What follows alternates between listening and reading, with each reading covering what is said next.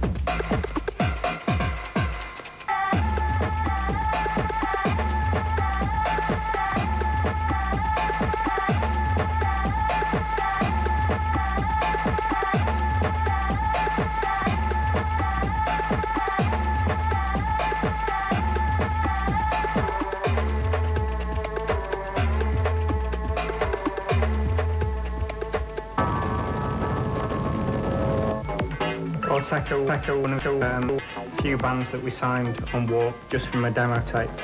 They phoned up before they sent the tape in, and we just thought it was amazing when we heard it in the office. We used to play it all the time and dance around the office. Sometimes we'd do headstands. This is why Techo music is so good. It's just really good headstand music.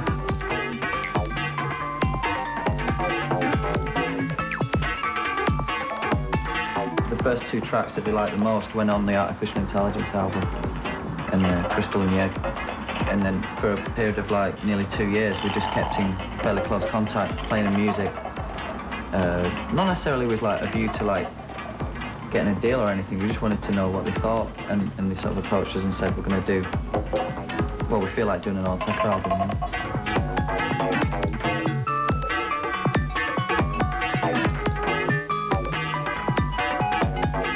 They're almost like scientists of sound or sonic sculptors. You know, they take every single sound is so perfectly formed and so thought out that there's nothing in their music that you could add or take away.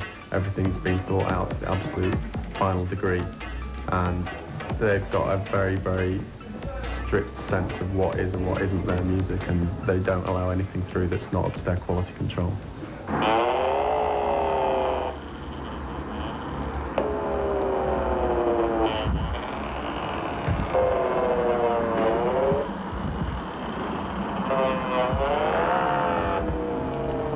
I mean, people think that Autoca's music is weird or abstract or left field, but compared to the music they listen to, like Todd Dockstader or Stockhausen or Steve Reich, as far as they're concerned, they're doing pop music.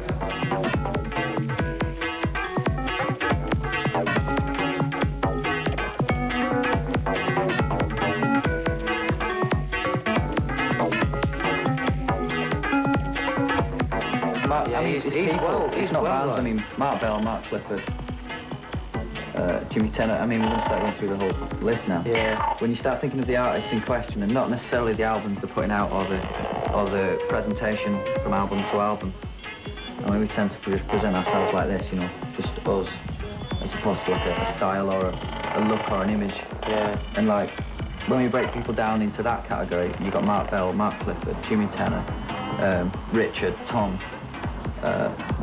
Mira Alex, and like, I don't know, Old Nightmares. I mean, Warp's got a seriously hardcore back catalogue of amazing music, and I think it's always hard to spot at the time of release how classic that is going to be in time in the future.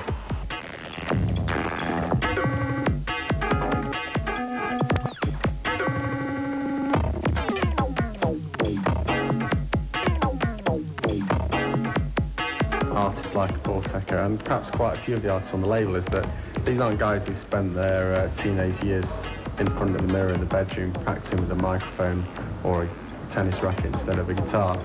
They're interested in music purely and simply for music's sake. They don't want to be pop stars, they don't want to be doing interviews, they don't want to be doing television. They want to make music, and having to do the press rounds is part of the job. They have to do it, but it's not a part that they welcome, it's not a part they dream about. The music's, it's like a therapy for them. If they're not in the studio making music 8 hours a day, they literally go mad. They've got voices inside their head giving them that music. They can't not be making music. Yeah, I mean, you notice with people like Autoca or Apex or whoever, if you take them on tour for too long and take them away from their equipment and deprive them of the option of like actually expressing themselves, they actually end up getting physically sick, stressed out. You know, it is a lifeline to these people to actually be able to express themselves So basically what we're saying is most of the artists on Warp need therapy.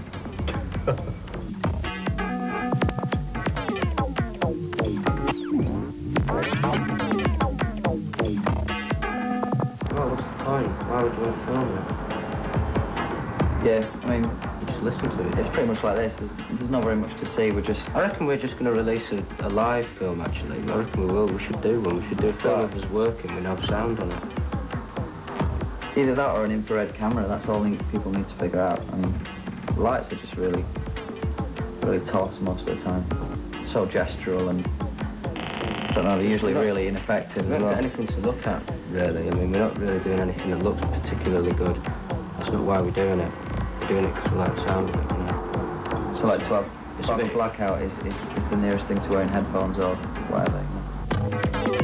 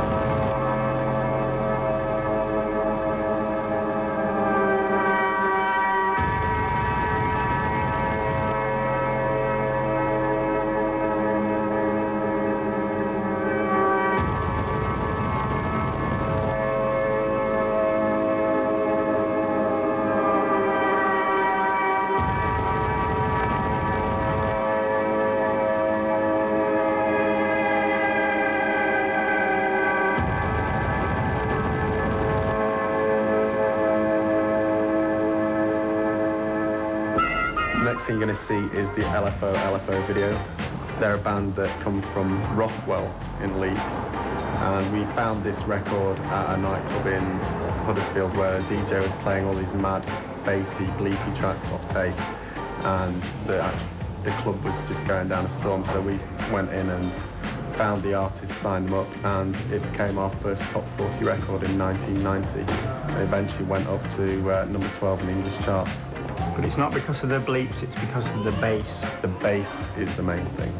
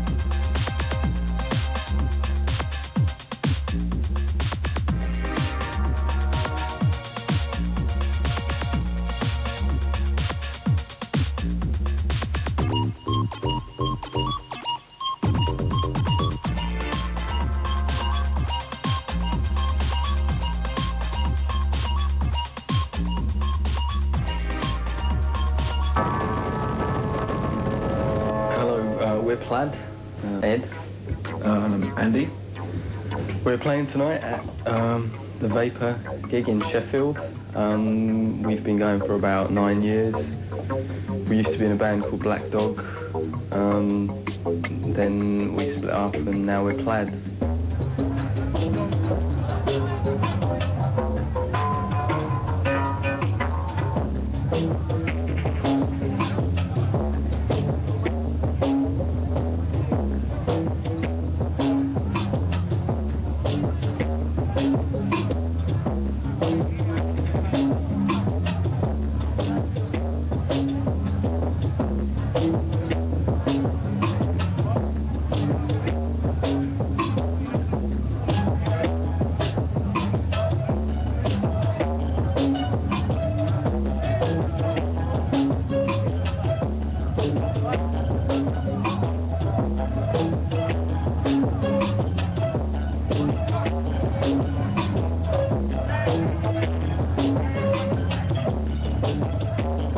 playing here tonight. We're doing a so-called live gig, which for us is more of a kind of DJing or a sort of dub set. I mean, we're basically doing stuff on the desk. We're affecting things and building some of the sounds live.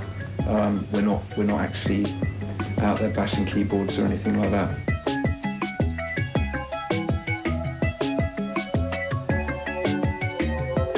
Warp are our good buddies. It's quite a friendly relationship we have with them, and they're very good to us and give us space to write music, and we love them very much. Well, I do anyway.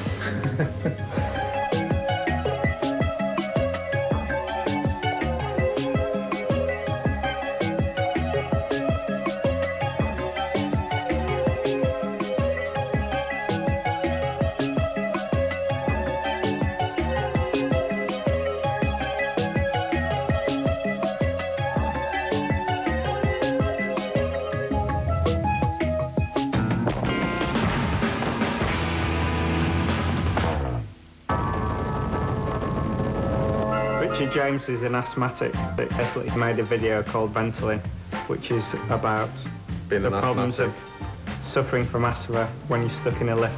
But I reckon the actual track can make you have an asthma attack because it's so intense. My girlfriend's got this thing about certain records that are claustrophobic, and I think that Ventolin is one of those incredibly claustrophobic records. If you listen to it, it feels like your world's closing in, and it's a really dramatic, intense track. But yeah, unfortunately the video actually features a bored-looking girl in a lift. I don't know where that concept came from, but... Hi, who are you? You're looking at Red Snapper right now. We don't have any videos that we can show you, so we're just going to have to describe our music to you. I'm David, and I play the guitar. I'm Ali, and I play the double bass. And I'm Richard Thayer, and I play the drums. Our sound sort of started off really working around the idea of sort of break beats and bass with sort of improvised sounds, mainly guitar from David over the top. That started about 4 years ago, and we've just built it up into be something maybe a bit more tangible and a bit more worked out. And we've released a few things, and we've got a new album coming out towards the end of September, which is very much a sort of a funky groove thing, I'd say. It's called Making Bones.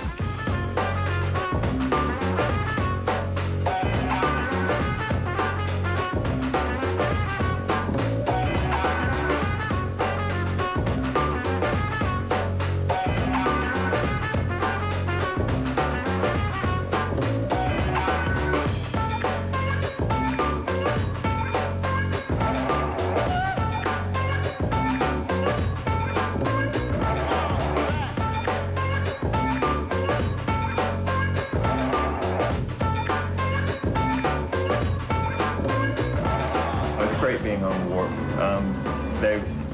They're a label that truly understands us, I think. I'd shudder to think what it would be like being on some horrible major label where you have to, book an appointment to see your A&R jerk off, 2 months in advance. And, it's like there's none of that stuff at Warp. I mean, we deal direct with Steve and Rob, and, so it's like being able to go to the top, and when you've got a problem or there's something that needs to be discussed, you can get instant feedback.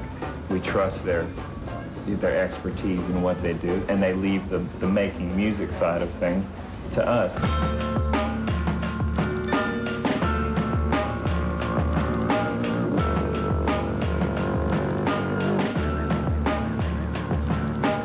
I think what's good about the Warp 100 album is that it sort of represents the sort of past and the history of Warp, in the way that you've got people like LFO and so on. But it also sort of shows the way Steve and Rob are looking to the future and the way that the music's changing slightly.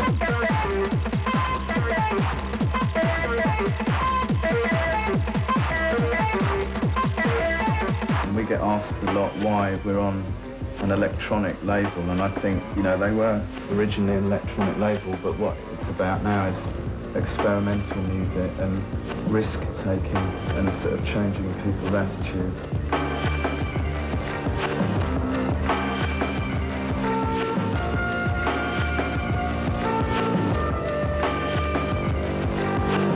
The tracks they've actually chosen, I think, are really, I think they're all exclusive tracks, aren't they? Yeah. From the artists.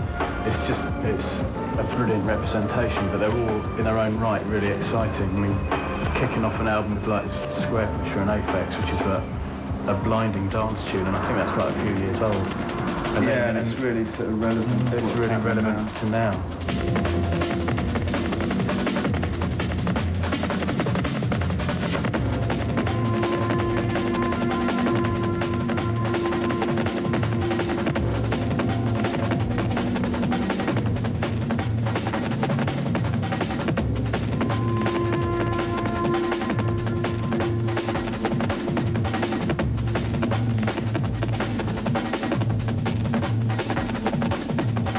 And then going to like our tune on the album, which is sort of a bit darker and moodier, It's also a demo. And it's only a demo.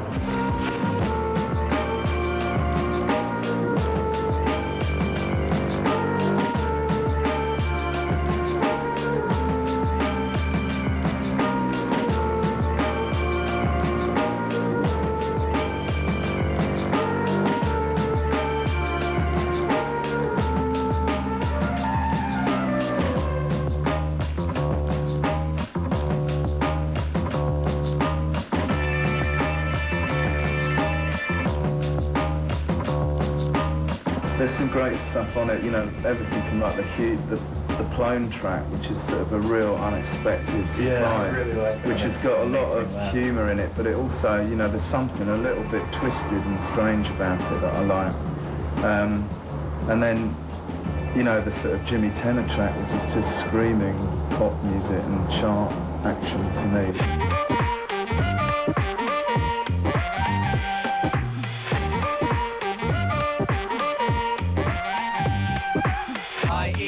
Hot dogs, like I wear my bikini.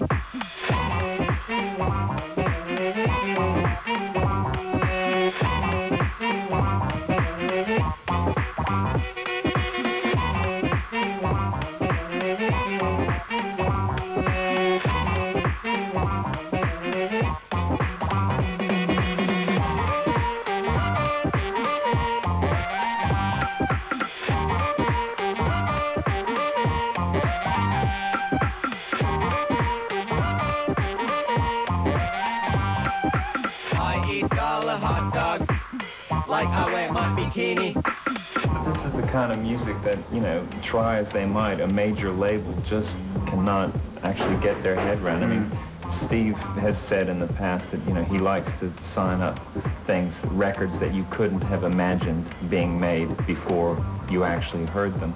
And I think that you could say that about all the artists on this Warp 100. I mean, it's a very diverse collection of very original music. Yeah.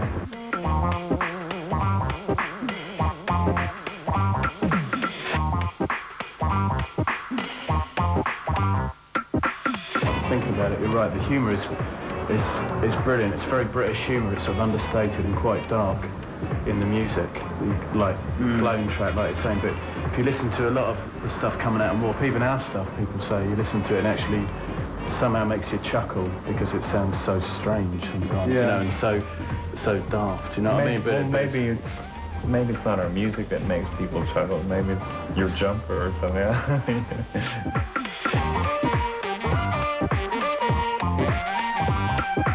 I eat dollar hot dogs, like I wear my bikini.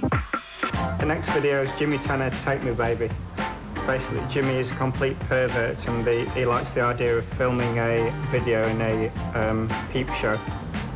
You had a nice experience at a peep show, didn't you? Yeah, well, we had to do a lot of research for this video, so we went to Soho and made sure that we went to every single peep show in Soho just to make sure that the video is completely researched, and the whole thing is just showing how when the flap lifts up, basically you've only got a limited amount of time for your money.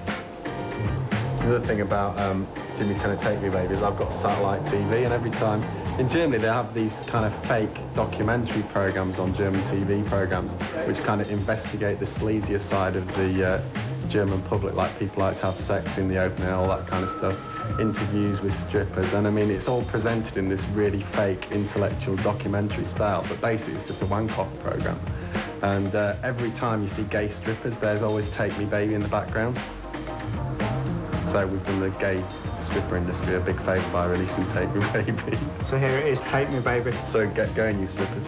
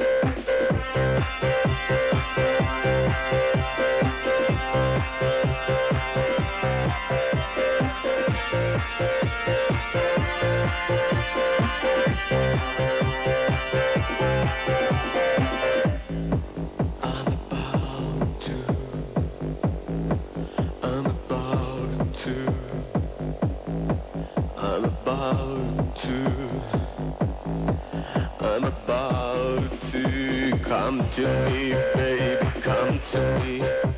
Come to me, baby. Come to the arms of your loved one.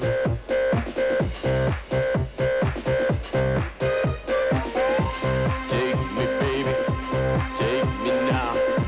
Take me, baby. Take me to the edge of explosion.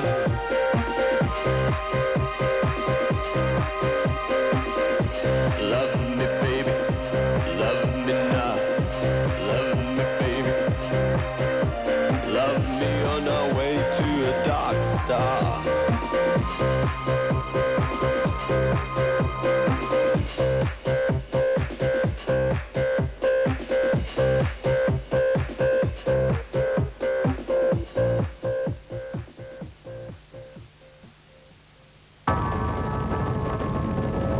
Hello, I'm Mark. This is Wawa.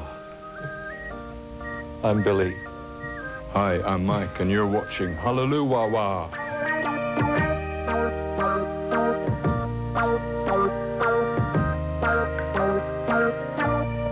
Hello, Clone. Hello, other Plone. Hello, Clone. How are you? I'm very well. How are you, Plone? I'm all right, Clone.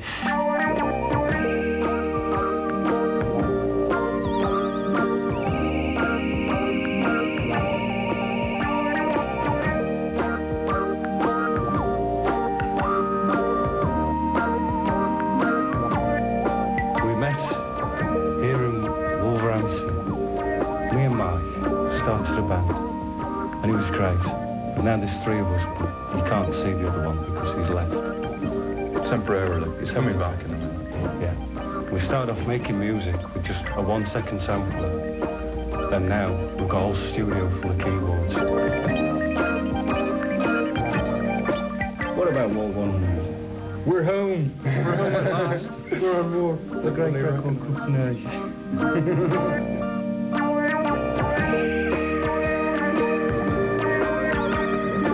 I think great. They're lovely. Yeah. And we think our track's very nice, and if it makes you happy, then we'll be really, really pleased. Great.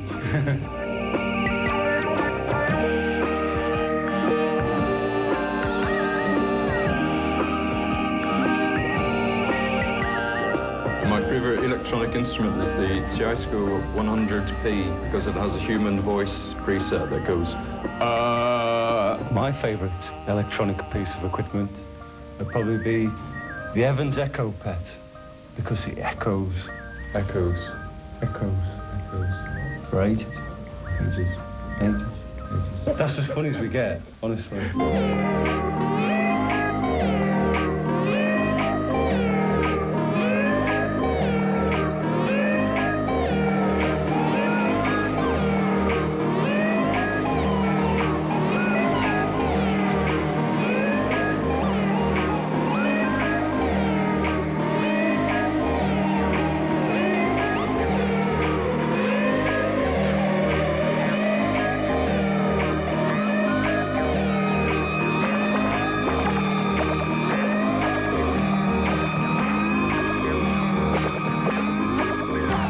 The next video we're going to show is Aphex Twin On, and that was another awkward video for us because Aphex Twin doesn't like being in this video. So how do we end up getting Aphex in this video?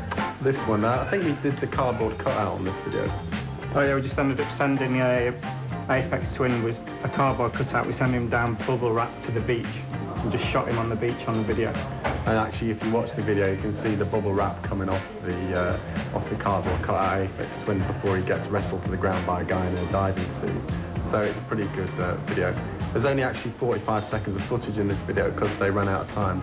Again, it was Jarvis and Steve from Pulp doing the video, and they somehow managed to use the footage backwards, forwards, this way and that way, and make it stretch out the whole length of the track.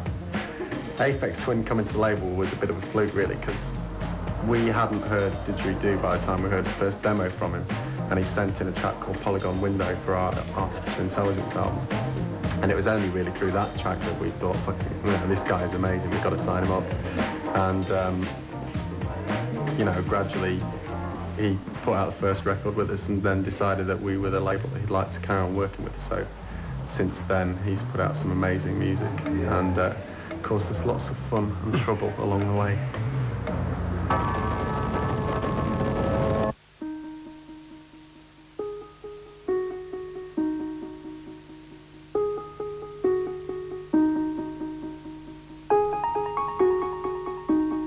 Is a complete individual. Basically, he's the only artist on the label who has sent every single advance check we've ever sent him back to us in a shoebox.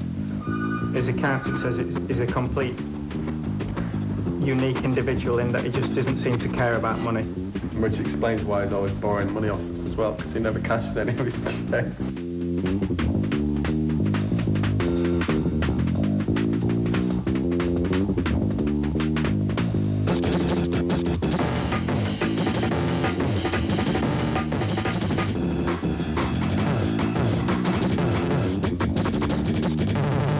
Music is, I mean, people have described it as Weather Report on 78. He's like a mental bass player. He can play bass at the same speed as breakbeat. Let the bass kick.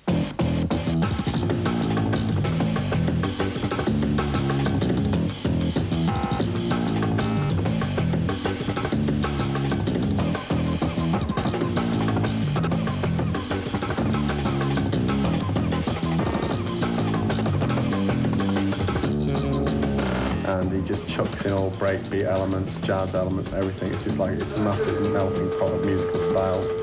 And, you know, he's just a musical genius, to use the term.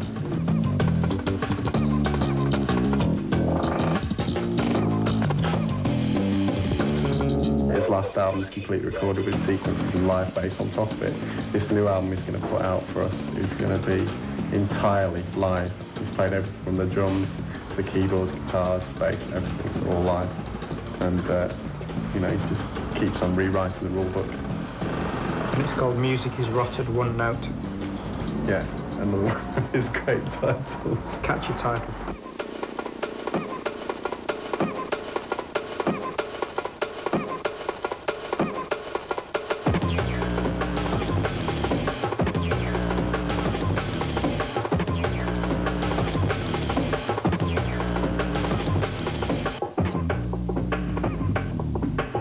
Sounds alright, mate. That sounds like Goldie. No, sounds alright, mate. That sounds like Goldie. If you want to talk about my favourite bit of electronic gear, it's got to be the sampler, and to me the sampler is the thing that marks a whole new line of music.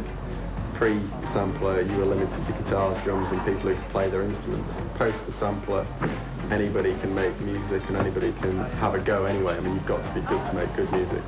But the thing is, the samplers can revolutionise music in the same way that the electric guitar revolutionised music in the late 50s, early 60s, and it will have a resounding effect. I can't see anything else that's on the horizon that's going to have the same impact on the music that we're going to hear in the future as the sampler has done and will continue to do. My favourite piece of electronic equipment is the toaster, because I like to take a piece of bread, put it into the toaster, I'll leave it for a few minutes, it comes out, and you have toast.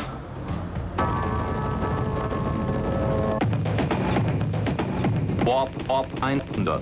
Wawa verlost ein AKS 20, den Dr. Frankenstein der 16-Bit Stereo-Sampler, mit eingebautem Diskettenlaufwerk und 8, 16 oder 32 kHz Sample Rate. Sounds können via MIDI oder über 16 Pads auf der Frontplatte abgerufen werden. Einfache Bedienung, eine spezielle Beat-Loop-Option erleichtert die Erstellung von Loops. 1 MB Speicher ab Werk vorhanden.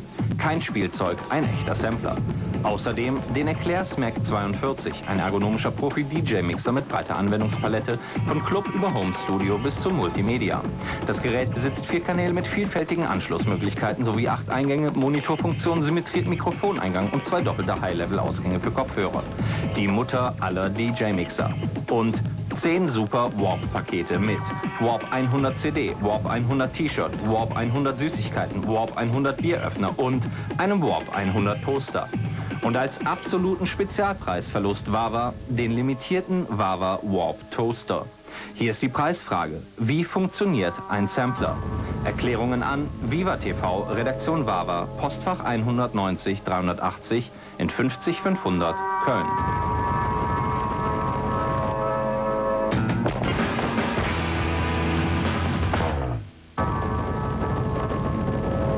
The next video you're going to see is the Aphex Twin bits Come to Daddy, which features these famous masks.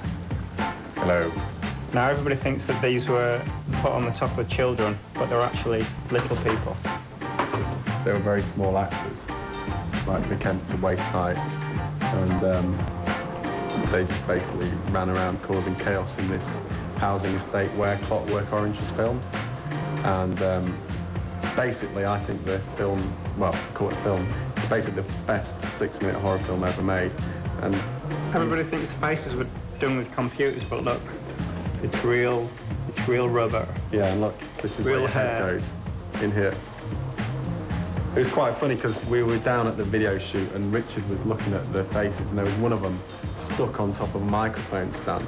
So it looked like Vlad the Impaler had been around with the Aphex Twin head stomping, you know, it was like some kind of medieval torture.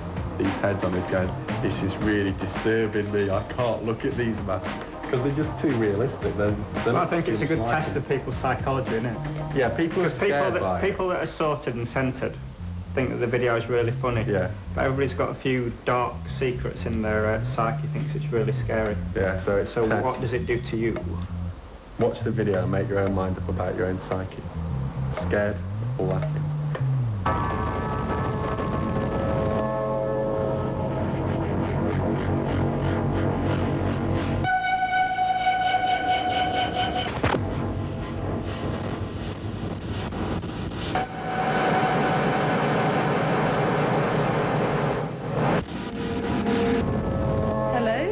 I'm Trish from Broadcast. And I'm Jam from Broadcast. We formed in 1995, released a single on Well It's a Jukebox. Then 2 on Stereolab's label. Duophonic. And then we were approached by Rob from Warp, who came to see us at the garage in London, and he was very interested, and we signed. That's the story. That's it. Not very good, I'm afraid.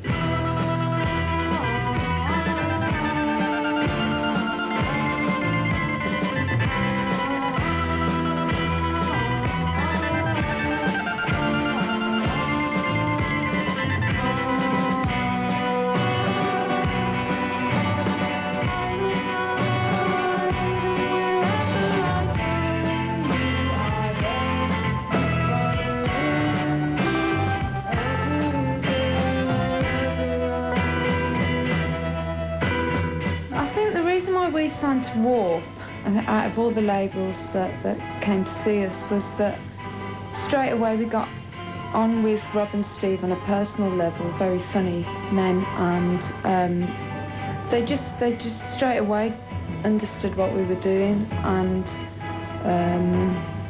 you know we're not your typical Warp act.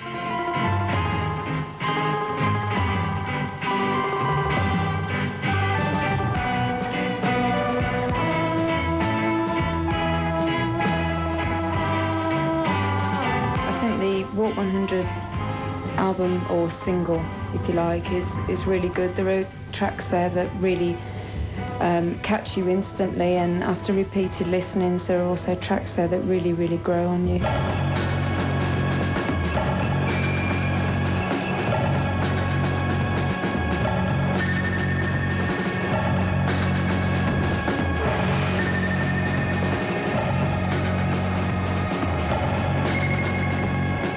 Recording our new album at the moment. We haven't got a name for it.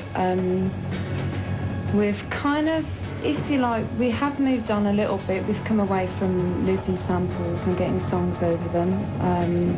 We've got a lot more money now, not a lot more, but a little bit more money now, and we've started creating some more sounds, some more concrete sounds. Yeah, and it's sounding all right, you know. It's going to be all right, that album, I reckon. More pop to follow, though, you know. We ain't gone techno, that's for sure.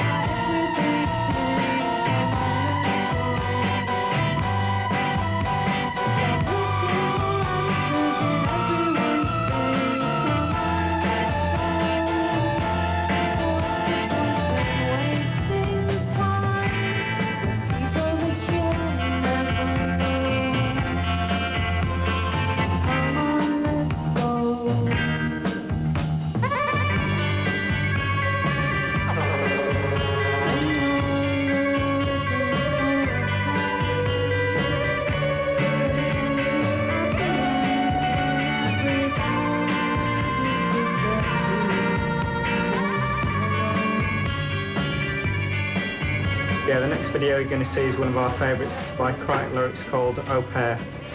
Warp are connected to Kreitler because one of their pseudonyms, Toruk Rut, has played at our Black Night in London, and they've also played at a festival that we did over here called Test One. So here is Au Pair.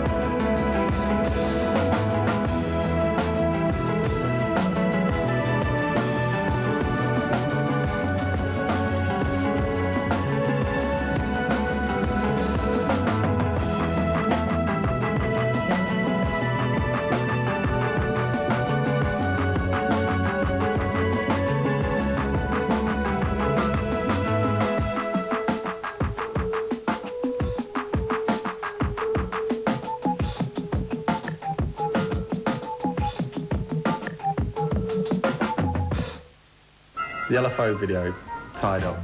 Another one of those videos that we did which we thought was perfectly acceptable but nobody wanted to play because of the extreme violence portrayed. I mean, a couple of people slamming each other around the room, mutual consent, we didn't really think there'd be a problem with it, but we had real difficulties getting it shown on any English shows.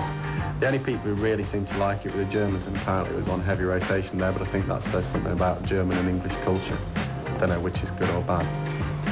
Anyway, the director was Dave Slade, the guy responsible for the Donkey Rhubarb Teddy Bears video as well, so he's another one of the people who works with us on a regular basis. The actual song, I don't know where it came from in Mark's psyche, but it is one of the hardest tracks that we've ever released in our life, and it's got to have influenced people like Prodigy and such like, because it really was like total full-on industrial hip-hop, years and years ahead of its time.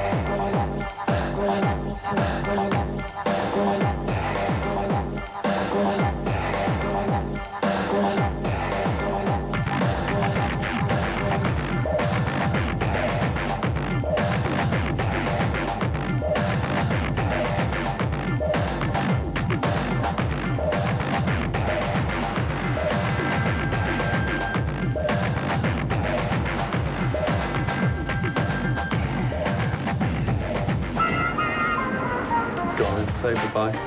Yeah, this is Walk Records saying goodbye to Wawa and goodbye to one of the most enjoyable experiences of my life. Goodbye. Yeah, goodbye to all our friends in Germany. See you soon and take care. Bye. Bye. Don't do anything we wouldn't do, but that leaves a lot of scope.